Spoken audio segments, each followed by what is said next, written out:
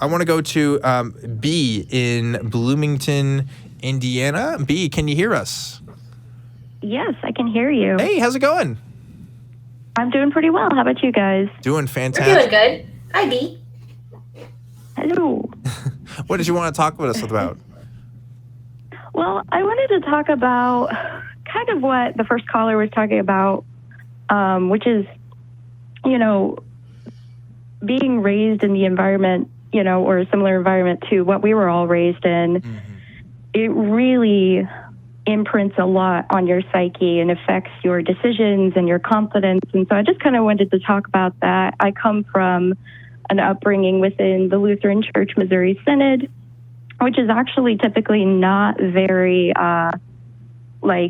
strict or crazy fundamentalist. They're usually pretty rational, just very apologetic. But my mother in particular was just very militant, and she worshipped the Duggars, and she didn't make us wear dresses or anything like that, but just really had this huge fundamental idea of what the Bible was. Mm. Yeah. So I just wanted to talk about, kind of what that's done to me, which is, I haven't necessarily held on to prejudices, but I've just held on to a lot that's really hurt my confidence. And I'm not saying that I'm, blaming all of my problems or my flaws on the way that I was raised. But, for instance, I would love to dress more provocatively, not, letting everything hang out, but I often just don't feel comfortable showing any kind of skin or dressing the way that I want to because of the way that I was raised. Yeah, I'm sure this is a great question or a great point to make up to ExCultBaby, because as a guy in the church scene, right? That wasn't a problem for you. Well, the expectations are different, right? So the expectations for me was you can't have sex with any girls.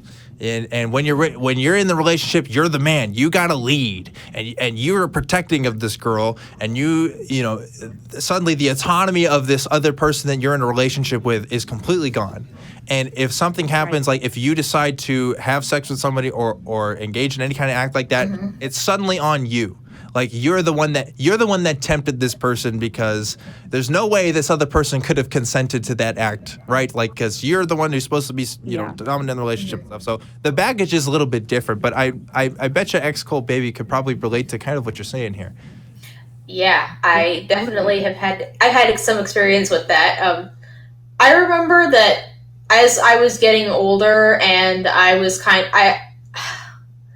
I remember one time, this was so weird, somebody commended me on the fact that I always gave men side hugs. That was very modest of me, and I wasn't trying to do it. So it was really weird when she pointed it out. I was I wasn't trying to, but I guess, okay. The expectations are very weird. And I had a different experience as far as clothing, modesty, because I had been basically, I like warm weather. I like crop tops. I like shorts. I run around exposing as much skin as possible, basically. Good for you. But that was something that also took time, and I also felt guilty about for a while. And even though I was doing it because I was no one's going to stop me now. I'm not actually being shackled by religion. It's all in my head. And it was something that I personally just kind of had to make myself get used to, because it's I know I want to do it, so I'm just going to do it. No one's holding me back. Nobody's stopping me. Nobody's telling me I can't. So I'm just going to do it. And that might be an approach for you. I don't know. I obviously I don't know you super well, but for me it was just I want to, so I'm going to do it. And it's going to feel weird and uncomfortable for a bit, but after a while I'll get used to it because it's normal and it's my body and I'll do what I want.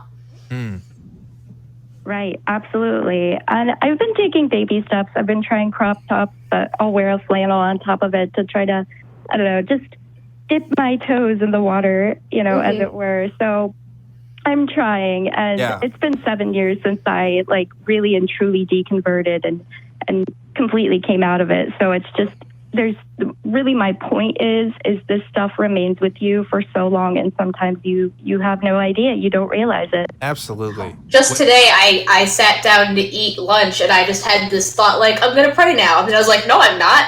Why would I pray now? But it was like that, the impulse to sit down and pray before eating is still there, and I haven't, like, regularly prayed over food in years. Yeah, when I first rolled up to the ACA, I was like, oh, look at all these freaks. Like, look at all these, like, it was a very interesting, different group of people that I was so used to hanging out with. Right? Like, all these people are my friends. We're all great people. But it's like, I'm used to coming from this clean-cut kind of Christian background where you're kind of dressed like I am right now. Like, you wear your polo shirts and you go and you're like, hey, how's it going? You know, like, how was your weekend? Howdy. How are you doing with the kids? You know, like, you know, that kind of thing. And now it's just everybody's saying fuck, and everybody's like talking, you know, like everybody's talking about who they had, you know, like there's sexual relationships with people and stuff. And that another note about that, which is really interesting. When I was in the youth group and when I was in the college groups and the church groups, I knew more people like secretly having, you know, sex with each other than I did with anybody with people around here. You know, it was always just kind of hush hush, and it was always just kind of scandalous. But like it happened pretty much, I'd say maybe almost at the same rate, honestly. The difference was it just wasn't as accepted, and people, you know, weren't talking about it. And there was a lot more social ostracization about these kinds of issues as a result. Like when it came out, like, oh, this person secretly had a relationship with this person, you know, then there's kind of separations in the group, and there was kind of drama and stuff like that. And so, yeah, I'd say if you have a group that you can talk to about this and kind of hang out with, who's more open with it, I'd say start with that. Do the baby steps. Again, we were kind of talking about this earlier. Like, I'm privileged to be at where I'm at now, where I get to be a part of a community that's so accepting. But it was so hard for me. I had to drive here on the weekends to come visit these people because this was the only time I could talk about and express these kinds of difficulties I was having. And so I'm glad you can talk about it at least on a talk show here. Yeah. And express that. I have a great support system, so don't worry. This is all internal. Yeah, and you're not the alone. internal stuff is sometimes the hardest stuff to get rid of. I totally feel that. That's true. How recent did you say this has been a thing for you, B? Oh, this has been an issue for me since I left the faith. And how long ago was that? When I was 18 and I'm 25, so 7 years. Yeah, so still, see, and that doesn't surprise me at all. And that's right? Sorry, this is a weird little thing. Do you live alone? Yes, I do. Ooh. Walk around your house naked whenever you can. And I know, no, close your windows. No one's going to see you. But you could just be comfortable with, like, you know, there's a breeze and it's nice and it's fine. My skin is exposed and nobody cares. I know that sounds silly, but it's kind of like, I think that it's also kind of a self-care thing to be able to be comfortable in your own body. It helps you get out of the religious mentality and into just like, I'm me and it's fine. You know? Yeah. Yeah. I'd be fine till I saw a mirror, you know. Then you're like, oh, never mind. Yeah. I think my only issue is my cat. My cat's just going to look at me and judge me. My cat didn't judge me. I was cleaning out his litter box naked yesterday, and he was just like, you better clean up my shit. Yeah, also, your cat's naked all the time, so That's I don't know true. where it's coming from to judge you like that. He can't judge you. He can't judge doesn't you. even wear a collar. Yeah, so there you go. Well, I hope that you continue to find peace and solace with this. I know that it's not easy, but we're rooting for you, B, over here in Austin, and I hope your support. And in Ohio. And I hope. Oh, that's so close to me. There you go. Yeah. Oh, so keep relying on that support system. You know, it gets better every day, right? I mean, I'm assuming it's gotten at least a little bit better, right? Usually I find that, you know, oh, yeah. the more that people distance themselves, it gets easier, right? Oh, yeah. It's gotten so much easier. Yeah. I'm in a great place right now. And that's awesome. And I'm so glad you could share that with us here today. Yeah, thank you for having me. Absolutely.